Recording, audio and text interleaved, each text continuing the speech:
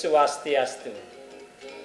Para pemirsa yang budiman dimanapun kalian berada, hari ini saya kembali mengajak kalian semua untuk berbincang mengenai satu istilah yang semua barangkali kita tahu dan pernah dengar, yaitu Satyam Siwam Sundaram, atau istilah lain sering juga disebut dengan Sat Chit Ananda.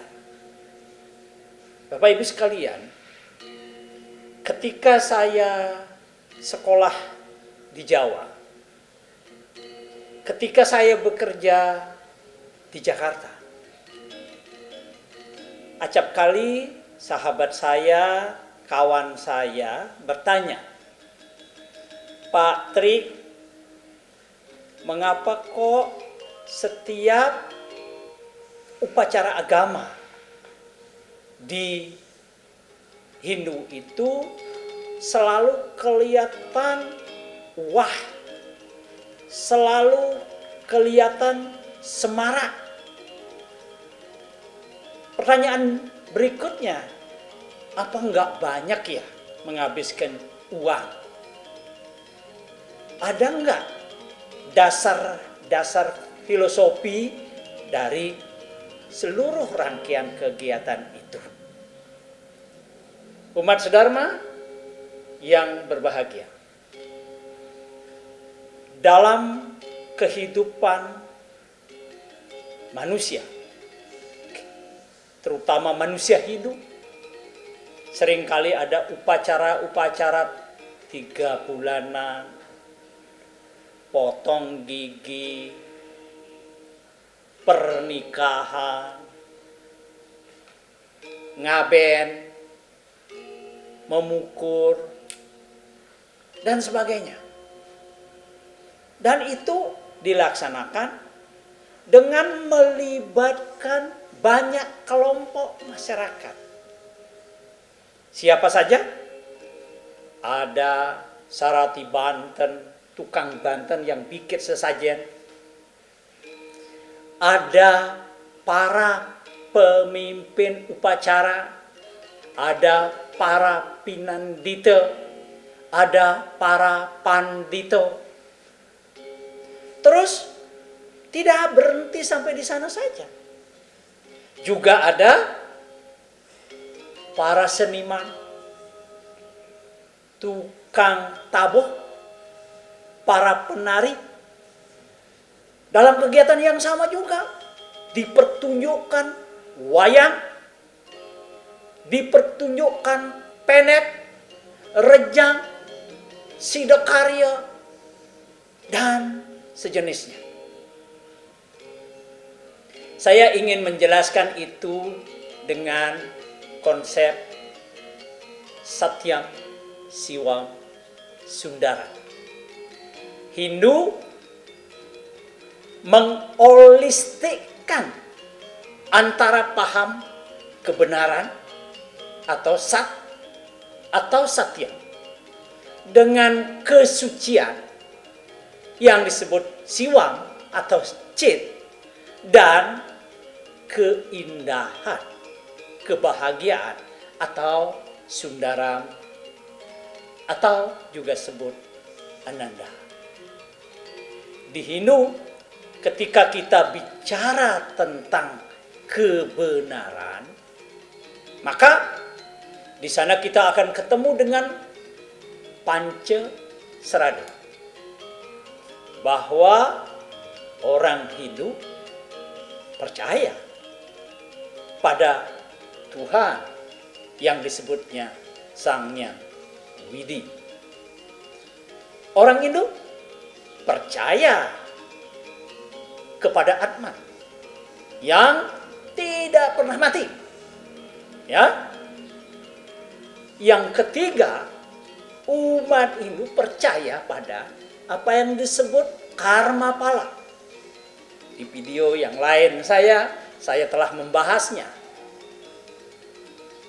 Yang keempat, percaya kepada apa?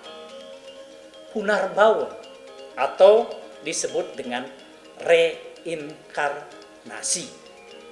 Dan yang terakhir adalah percaya kepada moksa. Pancasrada ini termasuk bagian dari satya atau sat, tentang kesujatian, tentang kebenaran sejati. Bahwa umat Hindu itu yakin mengenai 5 hal penting ini yang disebut Pancasrada. Umat Hindu yakin apapun yang kita perbuat, kita akan terima akibatnya. Apapun yang kita pikirkan, kita akan terima juga akibatnya. Manusia Hindu, orang Hindu percaya bahwa ada dunia setelah kematian. Tetapi agak berbeda dengan yang lain. Jika manusia Hindu bisa menyatu dengan Brahman, Sang Pencipta, itulah yang disebut dengan moksa. Sorga semata-mata sebagai terminal untuk mencapai moksa. Mereka yang melakukan hal-hal yang buruk di dunia ini, dia akan masuk neraka. Mereka yang berbuat baik di dunia ini, dia akan masuk surga. Dan yang utama, manusia utama, dia bisa menyatu dengannya, Sang Brahman, Sang Pencipta, Sangkan Paraning Dumadi. Itulah yang disebut dengan satya. Umat Hindu tidak berhenti pada konsep dan keyakinan atau kesujatian itu. Umat Hindu percaya pada yang disebut dengan siwang atau cit, kesucian. Bahwa di dunia ini ada 2 kategori yang berbeda. Yang satu disebut suci, yang satu disebut letah. Yang satu disebut suci, yang satu disebut profan. Ada 2 hal yang selalu dijadikan perbedaan dalam kesatuan. Ketika manusia Hindu, orang Hindu punya rumah baru, dia tidak cukup hanya diberikan kunci oleh pemborongnya, kemudian dia masuk rumah itu untuk ditempati. Orang Hindu akan menjadikan proses tanda kutip hidupnya rumah itu melalui upacara. Sehingga rumah itu dimohonkan kepada Tuhan agar menjadi rumah yang bisa membuat isi rumah itu berbahagia dan sejahtera. Contoh yang lain saya ingin katakan. Air. Ya, air bendanya. Wujudnya air.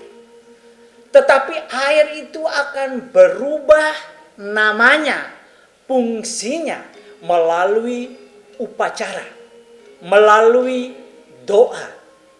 Karena itu, kemudian air yang biasa itu kemudian disebut dengan toyo, bisa disebut dengan tirta, bisa disebut dengan wasuh pada.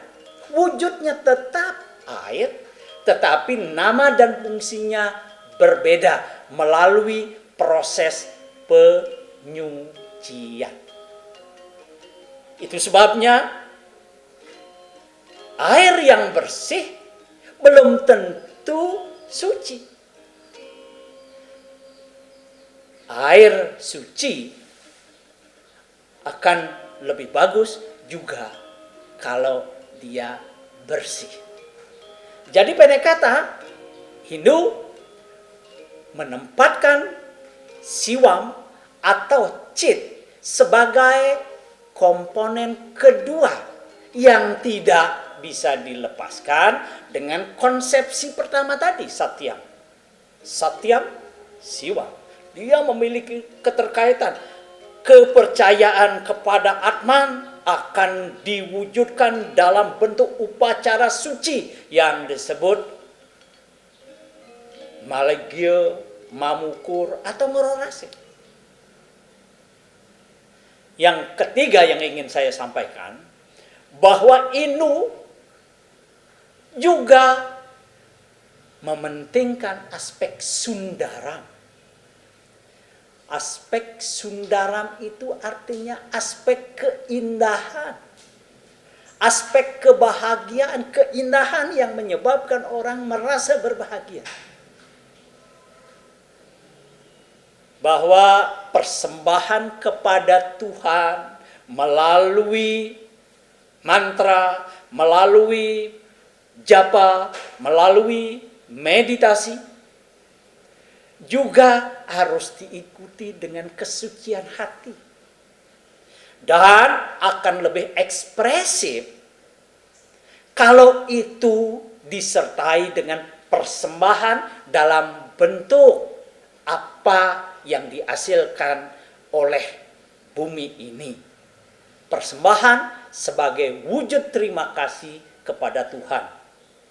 Dan pada saat inilah berbagai persembahan akan dihaturkan. Berbagai tarian akan ditarikan. Berbagai persembahan lain akan disertakan di dalam kegiatan itu. Umat sedharma yang berbahagia. Atas dasar uraian itu, maka wajar Hindu itu memang agama yang meriah dan holistik. Apakah Hindu tidak memungkinkan orang melaksanakan agama secara tidak meriah? Bisa. Bisa, kenapa tidak?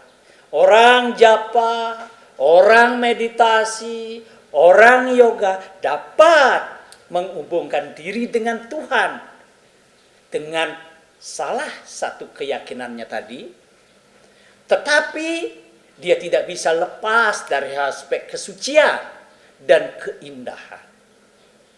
Oleh karena itu, Bapak Ibu sekalian, ketika kawan-kawan kita bertanya, mengapa Hindu kelihatan meriah? Maka jawabnya adalah karena Hindu mengholistikkan, mensinergikan antara Satyam, Siwam, Sundaram.